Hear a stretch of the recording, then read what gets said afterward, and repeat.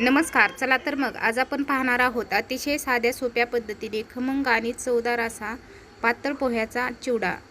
चला तर मग रेसिपीला सुरुवात करूया. चिवडा बनवण्यासाठी सर्वात पहिले आपल्याला अशा पद्धतीने पातळ पोहे घ्यायचे आहे.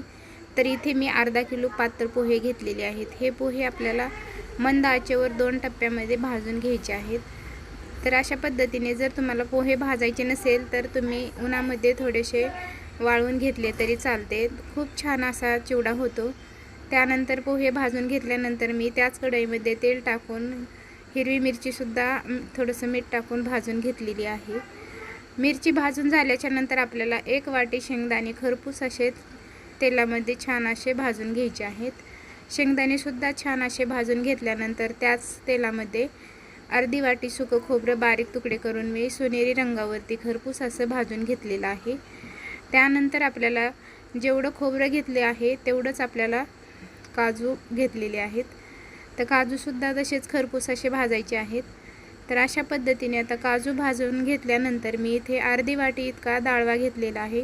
डाळवासुद्धा छान असा खमंग भाजून घ्यायचा आहे.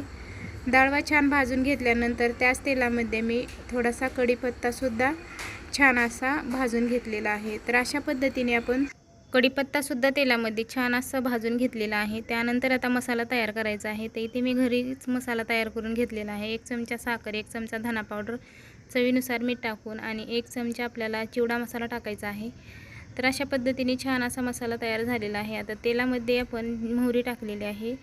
थोडासा लसूण आबडधोबड असा ठेचून टाकलेला आहे. हळद टाकायची आहे 1 चमचा. छान खमंग अशी फोडणी तयार करायची आहे.